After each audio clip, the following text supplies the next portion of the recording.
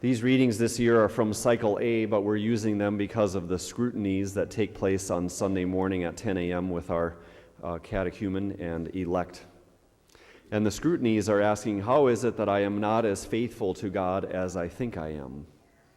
In this Sunday, it's asking us, do we believe in Jesus? Do we truly have faith in him? Notice in all these Gospels, last week's, this week, and the next week, Jesus asks the people, do you believe in the Son of Man? Do you believe in the Messiah? And they all answer, yes, I believe. This week, it says in the first reading, do not judge from his appearance, not as man sees does God see, because man sees the appearance, but the Lord looks into the heart. Our tendency is to look at people from the outside and judge them just by their appearances. We jump to conclusions about things when we don't really know what is in the heart. For example, someone may offer some guidance on raising your children, and we conclude they must think I'm not doing a very good job as parents. They must think I'm terrible parents. So we jump to that conclusion when that may not be the case at all. We make judgments about people. And the second reading says, bring those things into the light so that Jesus can bring healing and forgiveness. And we realize there are certain things we're afraid to bring up in prayer or to go to confession and bring them up because we think, what will the priest think of me? Or what will God think of me? We often judge ourselves and condemn ourselves, and then we think God must think the same thing. St. Paul writes in the first letter to the Corinthians, though, I do not even judge my own heart. I am not aware of anything against myself, but I am not thereby acquitted. It is the Lord who judges me. Therefore, do not pronounce judgment before the time, before the Lord comes, who will bring to light the things hidden in darkness, and will disclose the purposes of the heart. Then everyone will receive his praise and commendation from God.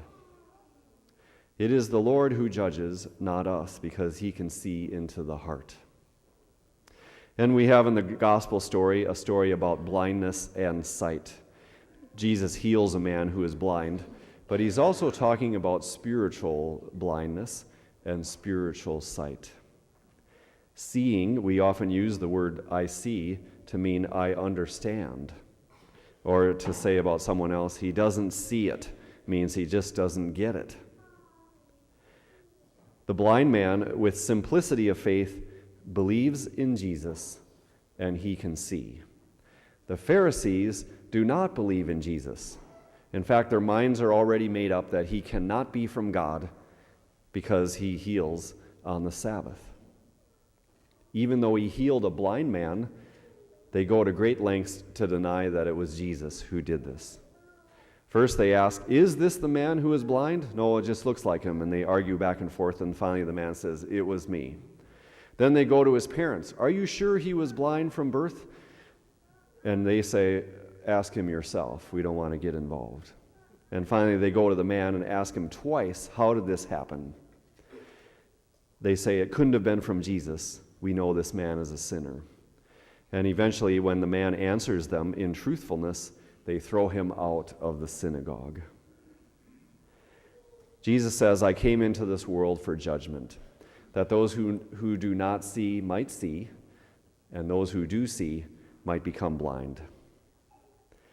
Are you saying that we're blind, the Pharisees say? And he says, if you were blind, you would have no sin, but since you say we see, your sin remains. In other words, they claim to know all about God and who the Lord is and the ways of the Lord, but they don't recognize Jesus standing right in front of them. They are blind to seeing God right there in their midst. And so in our own hearts, we think, there is times where we think that we know best. It's hard to admit that we could be wrong. St. Paul himself went through this conversion. He was a Pharisee, and he was convinced he was doing the right thing in persecuting Christians. But he found out he was fighting against the Lord himself. And so he says, I consider all that knowledge as rubbish compared to the surpassing knowledge of the Lord's love for me. Sometimes we fall into the notion, I do myself, if I can't be loved, at least I can be right.